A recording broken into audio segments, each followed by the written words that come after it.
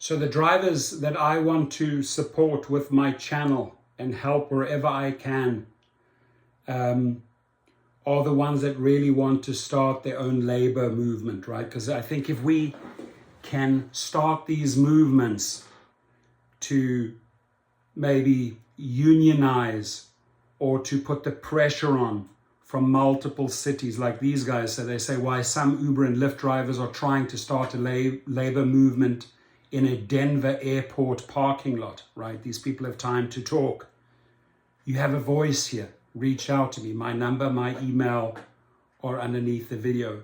If I can amplify your story, as I'm going to do right now, I will gladly push any city or neighborhood or group of drivers that is willing to duplicate what these guys are doing. So let's listen. Firms like Uber and Lyft say the companies are withholding important information in violation of state law. CPR's Andrew Kenny reports on the workers' plan to push back. It's pretty hard to find a bunch of Uber drivers in one place since they're independent contractors working out of their cars. But there is this one spot at the airport. That's where a lot of people come and, wait. It's just, they spend a lot of hours here. That's Michael Masher, who drives for Uber and Lyft. Here is a sprawling parking lot within eyeshot of the main Denver terminal. On a Monday morning, it's lined with hundreds of taxis, limos, shuttles, and private cars. Everyone is waiting to pick up passengers, except for Michael Masher.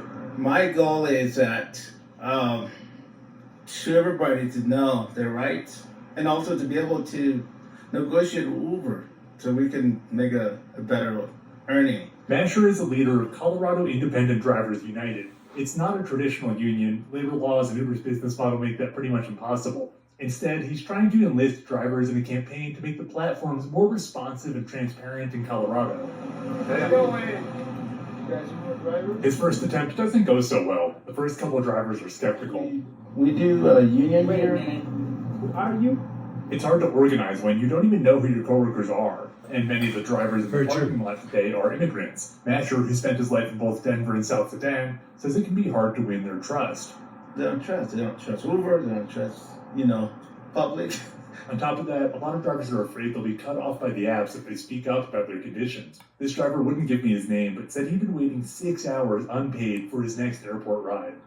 It's not good for a driver anymore because they're not think about the driver, they just think only for themselves.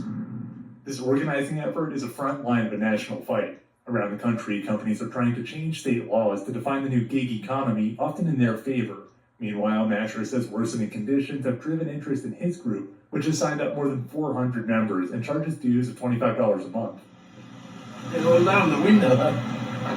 Next, he approaches a group of Bhutanese drivers, all sitting in a black Kia SUV waiting for rides. Paul Rye said he'd been driving for 7 years. Because we don't have any choice, so this is my full-time job. I just try to make it survive our family.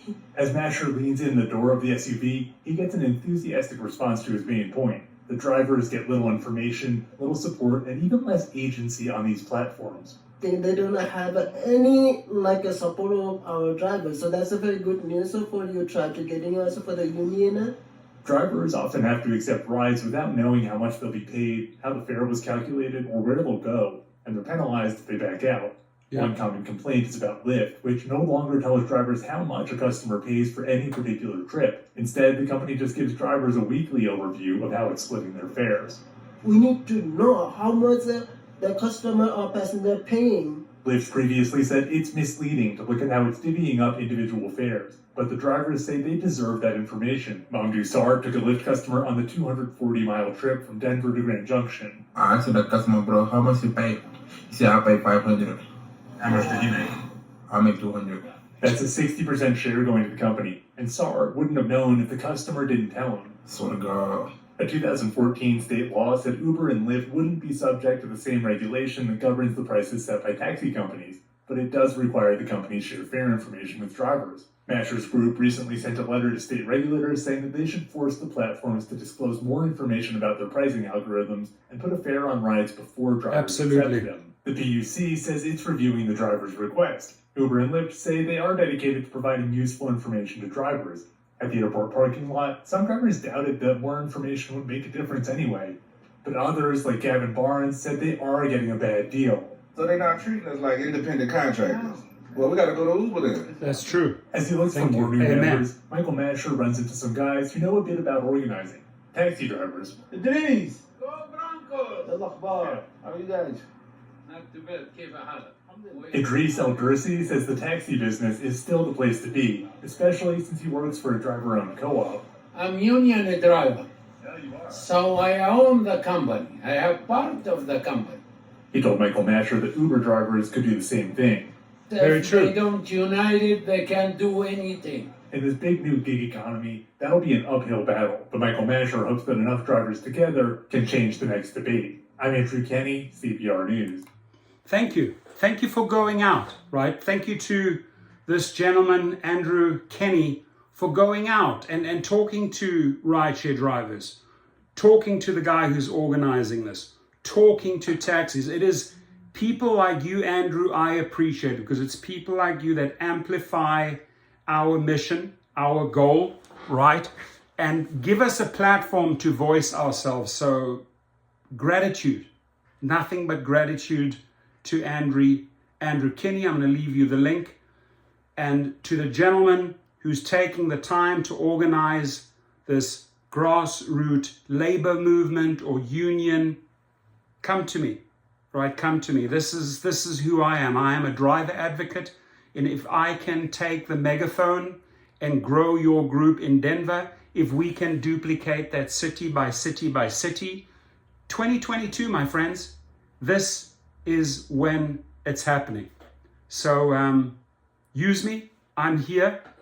And to any driver that is being held up by background checks, to any driver that has been deactivated and is trying to get reactivated, again, my details are below. Email me. I will show you the steps, how it is done, how you get back behind the wheel.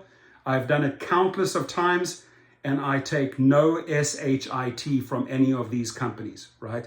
I march in there and I demand, and if they do not do, they face the consequences. I wish you a great week, my friends, and feel free to reach out. Please comment.